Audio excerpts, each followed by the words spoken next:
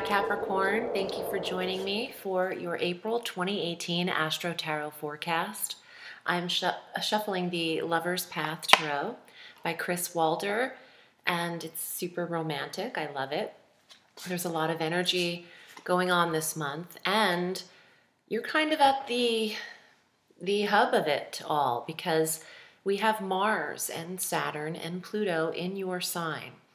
And there are aspects this month that will harshly impact everyone, but in particular Capricorn and all of the fixed signs of the, cardinal signs of the zodiac. And I'm like, where do I start? I don't want to be a doomsday predictor, but here's what's up. April on a global level is going to be rocky, and we're going to see some power struggles. This might have to do with world dominance. It might have to do with government. It might have to do with, wow, I'm seeing some things already happening in the forecast. I'm also feeling already like there's messages coming in. So for Capricorn, the message I'm getting is for you to almost become that totem animal of the mountain goat that you are, because you need to remain sturdy and strong and solidly positioned, especially if you are climbing up the mountain in career or in terms of your life. Stand still and sturdy this month. So on the 2nd of April, the 2nd is a date that you should circle, and Mars will be at an exact conjunction, 8 degrees, with Saturn in your first house. So there is an aggression and an energy here that you can't deny. There's a restrictive energy with Saturn and the limiting, discerning vibe of that old grandfather planet's energy of the old way. And then Mars, this fast, dynamic, quick-paced, let's move forward energy that is creating a tug of war. And this could affect Capricorn in different areas of your life. It could have to do with how you're feeling internally, because this takes place in the first house of body. So please tread lightly that day. That's not the day that you want to race the guy next to you in your car. That's a day that if you could really avoid reacting to anyone's verbal ideas or even verbal assaults, you don't need to participate this day. It could get you heated. It could get you in a situation that you don't need to be in. Let's just leave it there. I feel like it's a day that you could tread lightly, and you just might not be feeling like you're moving forward in terms of your life or manifestation, but this is just a day. This is just an energy that could make you feel uncomfortable. And on the 7th of April, our moon will transit over these 3 planetary energies on April 7th, 8th, and 9th, and creating a very intuitive awareness for Capricorn, in that if you didn't understand what was happening to you on the 2nd and why you felt agitated when you woke up, you will by the 7th, 8th, and 9th. There is something that needs to be intuitively known for Capricorn, and you could become aware of something within your body that needs to be tended to. Maybe you're more aware of habit and what you're doing physically that you need to create a new plan for yourself, or there's an awareness here and more of an intuition about what would work best for you to release some of this energy of Saturn, of Mars, and even Pluto, who's stationed here. On the 26th, I know I'm skipping ahead of a few dates, but falling in line of the same topic, on the 26th, Pluto will be retrograde in your first house and conjunct Mars at an exact 21 degrees. So all these 3 planets are still in your sector, but in different dates, they're conjunct different each other. And the 26th is going to be a day where I wouldn't react either. And globally, this will be a big day. This could be some dismantling of powerful leaders and positions. And there is the need for change. Honestly, this is the kind of, Pluto and Mars is a war, okay? Pluto is death and endings and destruction. Mars is leadership and control and war and fighting. So this combination is not good, and it is what it is. I'm reading it, I'm interpreting the energy. I don't think that everyone's life will dismantle. However, I do think that this day, if you could avoid in your own personal endeavors and experiences, try to avoid making a final decision on these days to submit your final result on something. This is going to be a day that if you make a statement in some way, it could bite you or someone could react physically, is this combination. So the 26th, here's what I'll be doing on the 26th. I'm going to wake up a little later, make a cup of green tea, turn on some classical or reggae music, and make a nice egg white scramble or eat a nice salad, take an extra bath, go swim somewhere. I'm not going to be hanging out in public and waiting to see where the next drama is. Be healthy on that day. Treat yourself exceptionally well. And I'm not turning on the news that day. I'm going to wait till after it's over because I feel like that day is going to be something. 26th and 27th. So, I mean, every day I turn on my phone, there's something. So, it is what it is. It's planetary energy, and you will see how it affects you in your personal life, which won't be the same as it is on a global level. Okay, so moving on to something positive, Jupiter on the 14th creates a harmonious position to Pluto, the planet of change. And Jupiter is sextiling Pluto in between that first house where Pluto is stationed for you, creating these intense feelings, but also the 11th house sector where Jupiter is trying to market you. Jupiter is trying to, or conspires to create benevolence for you in the 11th house of who you are connected to, your relationships with friends, your internet profile, how you are marketing yourself in certain technologies and websites. This creates a vision. This is an expansive energy, and you could change a direction in a forward, progressive, positive way around the 14th. And this could be an opportunity to change paths should you choose to take it. You have free will. So the following day on the 15th, Mercury goes direct. So all of that energy in the first half is happening while Mercury's retrograde in Aries, in your 4th house of home and environment. So, gosh, Capricorn, you've probably had some experiences in the home during the retrograde, which was all conjunct Uranus. And there could be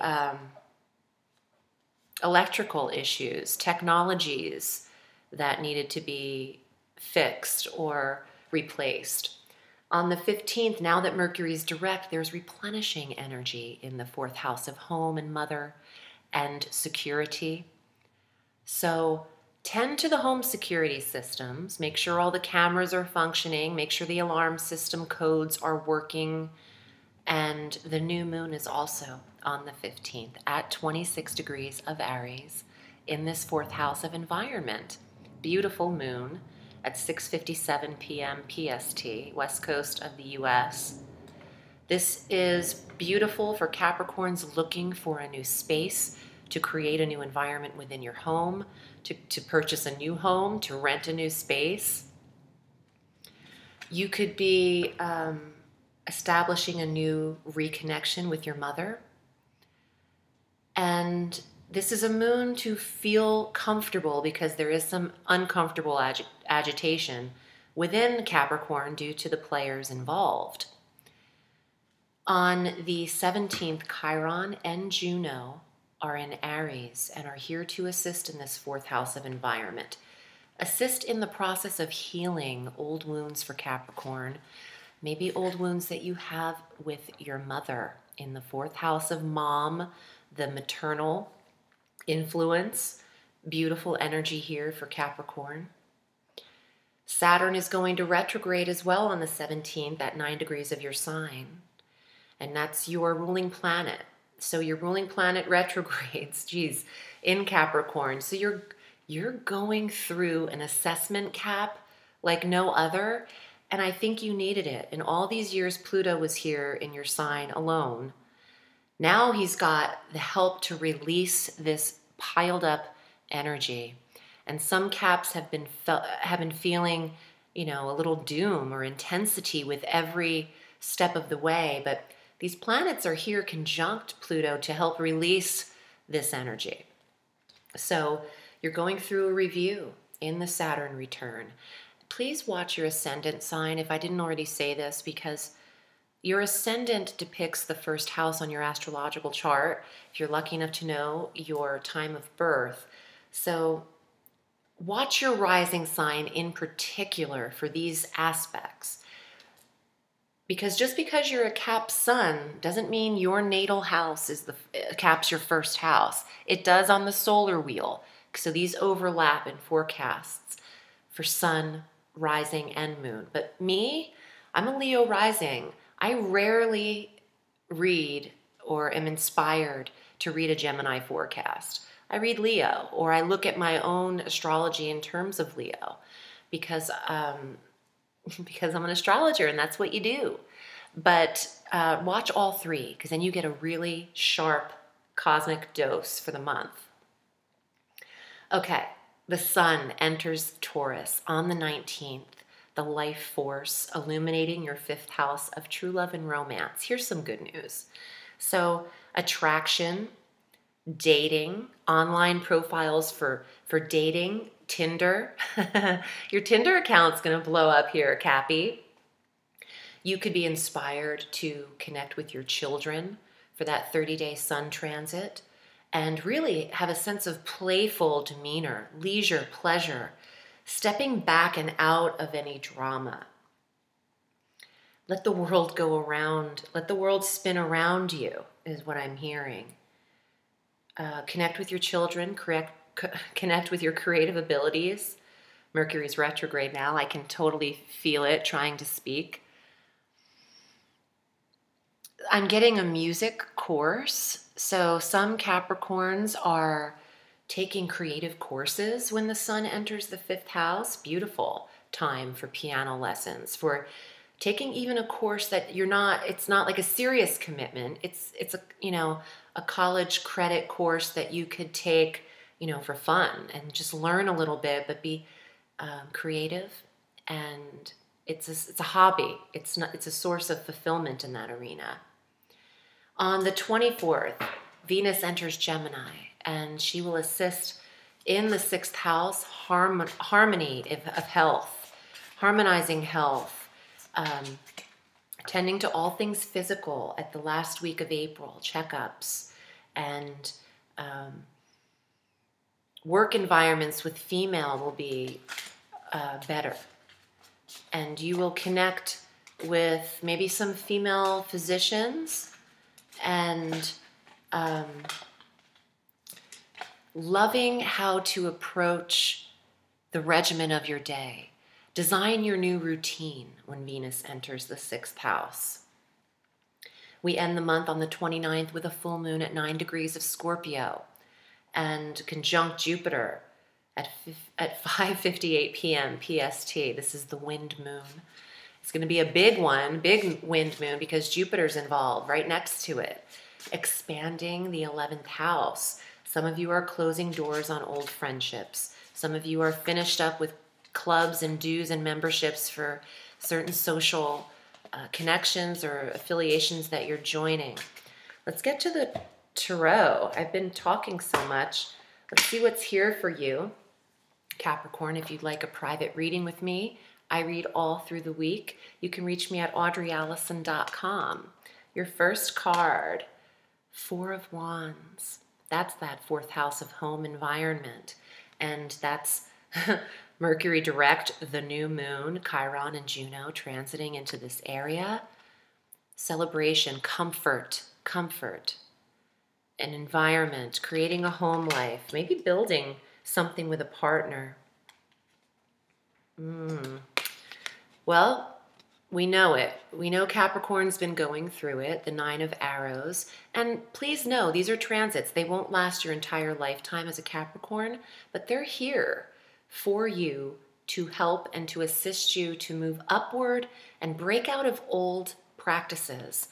And your mind, the arrows are the swords in the tarot, the Nine of Swords. Your mind is running so much that you're having trouble sleeping. This is a restlessness. And it is restrictive mental energy. You need to slow down your mind. Meditation and all things calming can help with that, Capricorn. Princess of Fire, Princess of Staves, Page of Wands, however you want to say it. This card comes into play when Mercury goes direct and things need to pick up very quickly and maybe creatively. And this could be messages delivered for creative opportunity coming through. It could be that you get moving, get on your horse and get moving halfway through April. It could also be a younger fire sign, female in your life, Aries, Leo, or Sagittarius that's influencing you. Well, now you have the Nine of Wands. You have the Nine of Swords, Nine of Fire. So there is a need for you to burn the old away. And these are all messages, by the way. I'm hearing set fire to old patterns, meaning just have them go up in a blaze and get them off your back. Some of you have old memories of a lover, and